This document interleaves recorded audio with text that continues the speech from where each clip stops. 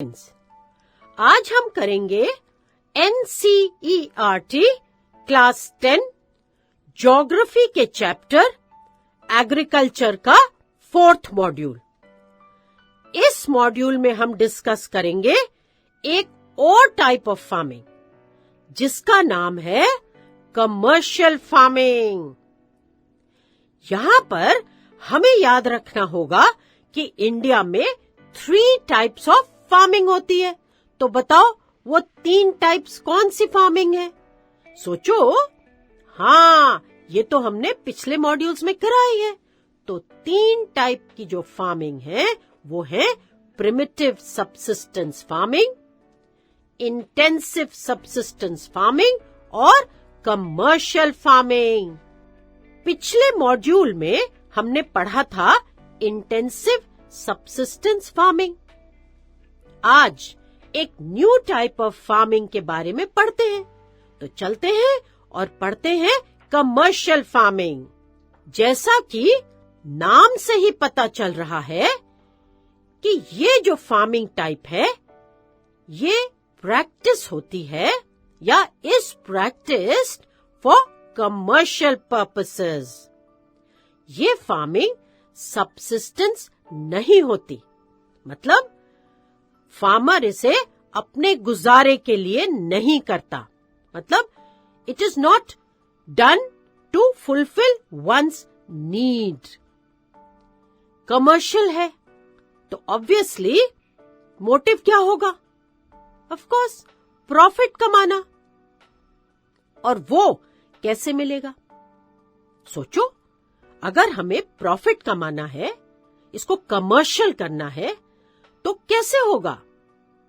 हाँ, जब हम कम रिसोर्सेस को यूज करते हुए मैक्सिमम प्रोडक्शन करेंगे, तभी हमें प्रॉफिट होगा। इसके लिए हमें क्या करना पड़ेगा? कम रिसोर्सेस को यूज करते हुए मैक्सिमम प्रोडक्शन के लिए हमें क्या करना पड़ेगा? सोचो, इसके लिए हमें क्या करना है? मॉडर्न टेक्नोलॉजी को यूज करना है, जैसे कि modern irrigation methods, modern tools, high yielding variety seeds, chemical fertilisers, crop को हार्म करने वाले इंसेक्ट्स से बचाने के लिए इंसेक्टिसाइड्स और पेस्टिसाइड्स को यूज किया जाता है। तो अब क्वेश्चन ये है कि HYV सीड्स क्या होते हैं? HYV सीड्स वो सीड्स होते हैं जो huge quantities of healthy crop produce करते हैं। मतलब अगर आपने HYV सीड यूज करा तो आपको जो प्रोडक्शन है वो बहुत मिलेगा और बहुत हेल्दी होगा। केमिकल फर्टिलाइजर्स यूज होते हैं और इंसेक्टिसाइड्स और पेस्टिसाइड्स भी यूज किए जाते हैं। और यहाँ पे एक बहुत इंटरेस्टिंग बात तुम्हें बताते हैं। हमने पढ़ा था सबसिस्टेंस फार्मिंग, जो फार्मर करता है अपनी नीड को पूरा करने के लिए। और अब हम पढ़ रहे हैं कमर्शियल फार्मिंग, जो होती है प्रॉफिट के लिए। तो ये जो बात है क्रॉप से ही जुड़ी हुई है। एक क्रॉप जो एक जगह कमर्शियल है वो दूसरी जगह सबसिस्टेंस हो सकता है। फॉर एग्जाम्पल, हरियाणा और पंजाब के लोग राइस कम कंज्यूम करते हैं, वो व्हीट ज्यादा कंज्यूम करते हैं। तो वो अपने खेतों में राइस को उगाते हैं, ग्रो करते हैं बेचने के लिए। तो उनके लिए राइस एक कमर्शियल क्रॉप है। अब वहीं ओडिशा के लोग राइस कंज्यूमर्स होते हैं, मतलब वो राइस खाते हैं। तो उनके लिए क्या हुआ? उनके लिए राइस सबसिस्टेंस क्रॉप हो गया। इस तरह हमने देखा कि एक जगह की सबसिस्टेंस क्रॉप दूसरी जगह की कमर्शियल क्रॉप हो सकती है। तो करते हैं एक क्विक रिकैप। कमर्शियल फार्मिंग जो है वो कमर्शियल पर्पस के लिए होती है, मतलब प्रॉफिट कमाने के लिए, सबसिस्टेंस के लिए नहीं। और इसकी मेन कैरेक्टरिस्टिक्स हैं HYV seeds, chemical fertilisers, insecticides, pesticides, ताकि क्या हो, प्रोडक्टिविटी हाई हो। कमर्शलाइजेशन हर एरिया में वेरी करता है, मतलब कमर्शलाइजेशन हर एरिया में डिफरेंट होता है। और ये तो एग्जाम्पल हमने आपको समझाया था कि राइस कमर्शियल क्रॉप हो सकता है हरियाणा में, मगर ओडिशा में वो सबसिस्टेंस क्रॉप हो सकता है। So now let's do a quick revision. Commercial farming is practiced for commercial purposes. Main characteristics are higher doses of modern inputs, that is HYV seeds, insecticides, pesticides and chemical fertilizers in order to obtain higher productivity.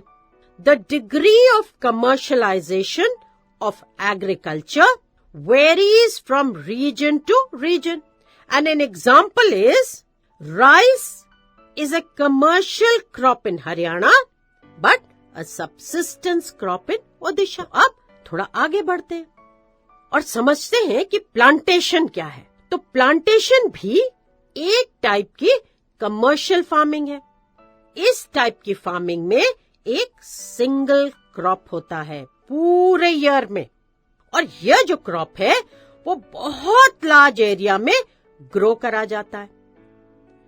Plantation जो है वो एक interface है, मतलब it is a combination of agriculture and industry.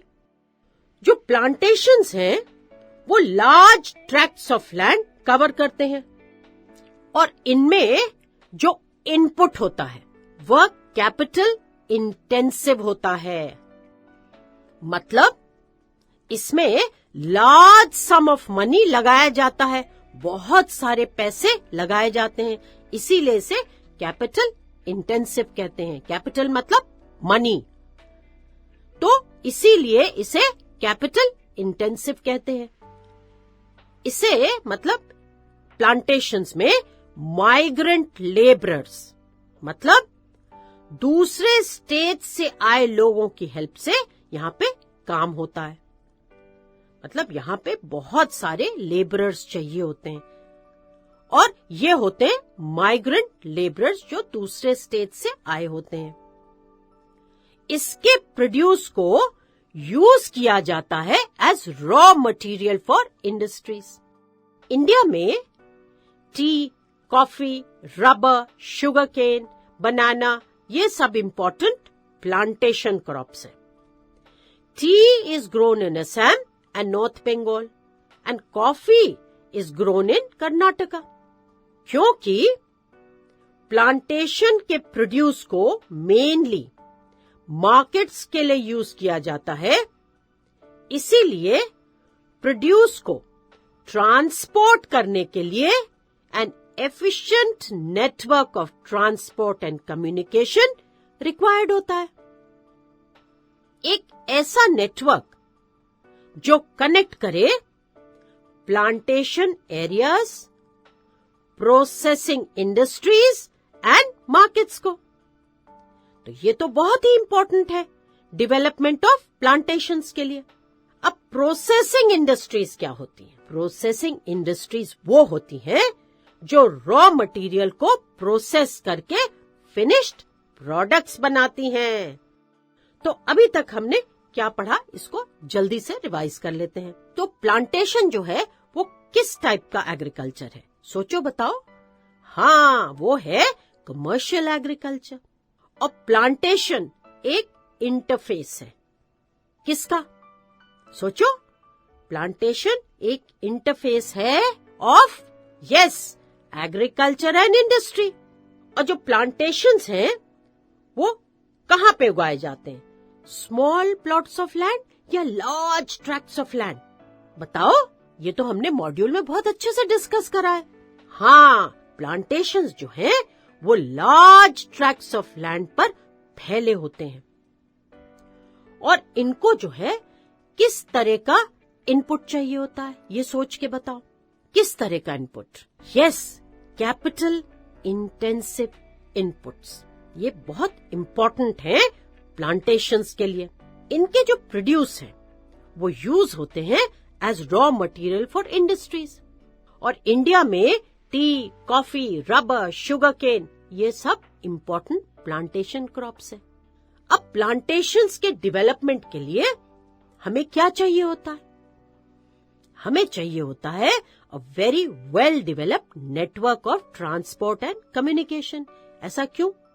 ऐसा इसलिए क्योंकि हमें बहुत जरूरी है कि वो जो नेटवर्क है ट्रांसपोर्ट का और कम्युनिकेशन का नेटवर्क है वो कनेक्ट करे प्लांटेशन एरियाज, प्रोसेसिंग इंडस्ट्रीज और मार्केट्स को। Now let's do a quick revision. Plantations are also a type of commercial agriculture. Plantations are an interface of agriculture and industry. Plantations cover large tracts of land using capital-intensive inputs. All produce is used as raw material in industries. In India, tea, coffee, rubber, sugarcane are some important plantation crops.